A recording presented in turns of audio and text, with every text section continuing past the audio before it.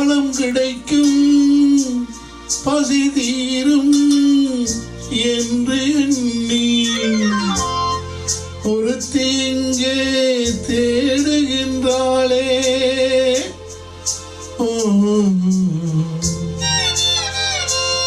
ஒரு தலையாய் பாடுகின்றாளே பாடுகின்றாளே.